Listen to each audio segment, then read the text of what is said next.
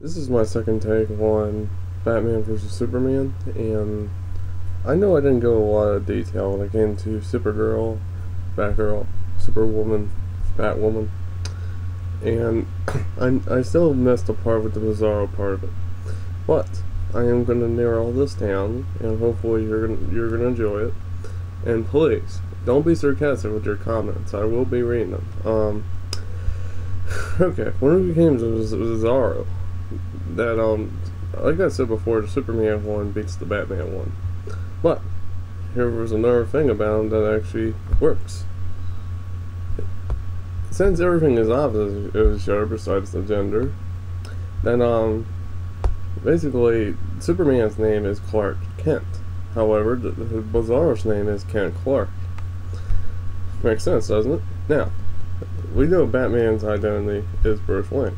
Now, Bat Bizarro, this is where what the f comes up, and you won't even believe this.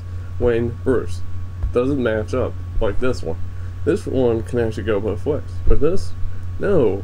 What were you thinking? God, I tell you, it's annoying. Okay, let's go to Superwoman and Batwoman. Batwoman was obsessed with Batman, just like Catwoman. But she wanted to become like a superhero, so she decided to become Batwoman, and this stuff. She was short-lived, and the people who made her, just like the people who made the female Ninja Turtle, made her, basically has no memory of her. So that's pretty effed up that they did that to both characters like that. I mean, it's sad, but you know, it was a neat thing. So okay, Supergirl. The one that I want to bring up was the one that was Superman's girlfriend in the first place, Lois Lane. Kind of similar to how She-Hulk became what she is, blood transfusion, and that's basically it. But after a while, she realized that being a superhero was a bit much, so she would her man keep doing it. Now, Supergirl and Batgirl. Okay, Batgirl did a lot. I mean, the original one became the Oracle and became top-notch computer genius. Finding out all this personal stuff about people from all over the globe. I tell you, that was amazing. There's all kinds of Batgirls. Well, there's just one Supergirl, who was actually a blonde, and I'm sorry to say it, but I do like blondes. And I gotta say that when it comes down to it, I had to go with Batgirl, even though it does hurt me a little bit that I wanted to go the opposite direction, but I decided to stay over here. So, let's see, what else can I throw at you that will make sense about them both? Okay, now I did say Batman's costume was better, but now I'm going to explain why it's better than Superman's douche costume. Okay, Superman wears mostly blue with red boots, red cape. He has mostly yellow on a symbol with a red S. For Bizarro, the S is on the opposite direction of that, just to let you know about it. Okay, and another thing that I had to throw at you is when it comes to Batman costume. Basically, he looks more like a bat. I mean, he has a really cool looking cape. He has a cool looking costume. I mean, like a bat symbol. Now, Bat Bizarro has that same symbol as Batman, but upside down. So I don't know what I can say, but I do recommend that more than Bizarro's S. But getting back to the topic at hand, that think about it. Batman is human, but yet he's trained in all forms of martial arts. He knows where to find information and knows how to keep close tabs on people that he needs to talk to and find and arrest and all that. Well, arrest because he stops them. He hangs them up for the police to get. So in a way, I can consider that arrest. But he's been doing a good job doing that, and I gotta say that Batman really did a lot. He works a lot harder than Superman, who can also do a job about half the speed. And I don't consider that sloppy, but when it comes to some superheroes, I guess I could. But it's just me. When it comes down to it, it's just Batman's utility belt. He has all this stuff in there. Bizarro only has to change, so that's why I hate Bat Bizarro. He's just a cheap imitation, reverse Batman. Okay, if you want a good evil Batman, look into Azrael. he is a really cool evil Batman. The second Batman they ever had. He was psycho, he was going at people. A friend of mine even said he was like Spawn, and believe me, he was not Kent.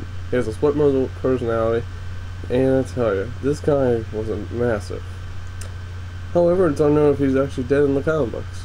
But he's a good evil Batman nonetheless, and he even beat Bane in the fight, so I actually like that a lot. At least Batman survived his fate in the major loss, having another Batman stand in his place. When it came to Superman, he fought Doomsday, and for a lot of you who don't know, Doomsday is basically the for life form experiment. Basically, you kill it, it comes back more resistant or even immune to what kills it, and it keeps going on and on and on. So basically, what Superman did was slam him to the ground, and Superman was able to walk near Lois Lane. And guys, we died in her arms, so that tells you it takes a lot to kill him.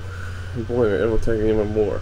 I mean, it's just like the Irate Gamer said. It took only the Justice League to slow him down. And believe me, he's not kidding. I'm looking into that, and he's right. So, before I end this, I had to get to the Arch Enemies.